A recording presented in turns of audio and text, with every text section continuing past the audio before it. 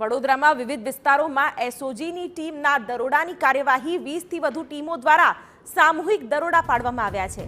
શહેરની પ્રસિદ્ધ ખાણીપીણીની દુકાનો પર દરોડાની કાર્યવાહી, ચા, સેવ ઉસળ, પાન પાર્લરમાંથી સેમ્પલ પણ લેવાયા છે। ફૂડમાં નશાકારક પદાર્થના ઉપયોગની શંકાએ કાર્યવાહી કરવામાં આવી છે। પાનના ગલ્લેથી નશાકારક શંકાસ્પદ ચીજ વસ્તુઓ પણ લેવાઈ છે કબજે। સયાજીગંજ વિસ્તારમાં આવેલી ડીલક્સ પાનની દુકાન બંધ કરાવાઈ છે। કીર્તિ, સોમા તળાવ, અમિતનગર, ડેરી ડેન સર્કલ પર પણ તપાસ કરવામાં આવી છે।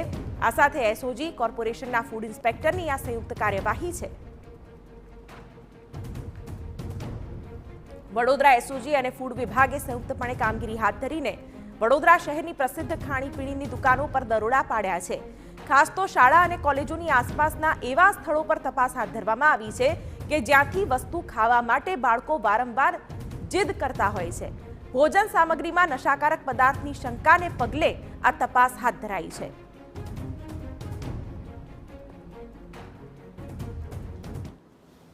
घणी वखत सांभळ्युं हशे के आपणा घरना बाळकने के कोई पण व्यक्तिने एकनी एक जग्याए वारंवार चा पीवानी के पान खावानी के बाळकने स्कूलना ब्रेक दरमियान कोई पर्टिक्युलर चूरण के गोળી खावानी आदत होय छे।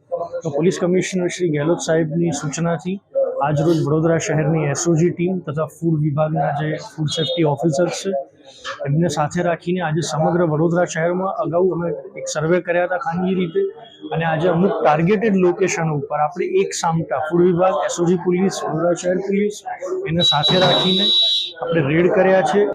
ખાસ કરીને જે સ્કૂલો અને કોલેજોની આસપાસ જે ખેતલા આપવાને બધી અલગ અલગ જુદી જે સિસ્ટમ આ બધી પ્રિમાઇસીસ આવેલી છે ત્યાં લોકો એડિક્ટ વિદ્યાર્થીઓ બધા આવતા હોય છે।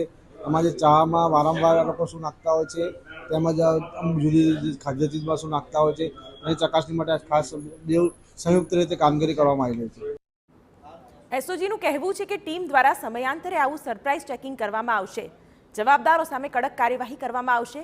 એમાં પણ જો સેમ્પલમાં કોઈ નશાકારક પદાર્થ મળી આવ્યા તો તેના નિયમ અંતર્ગત કાર્યવાહી હાથ ધરાશે। જો કોઈ ફૂડના સેમ્પલમાં કોઈ નશાકારક વસ્તુ પર્ટિક્યુલરલી જો હું વાત કરું તો કોઈ નાર્કો રિલેટેડ જો કોઈ સબસ્ટન્સ એમાં જણી આવે તો એનડીપીએસ એક્ટ મુજબ જ કાર્યવાહી કરવાની થાય।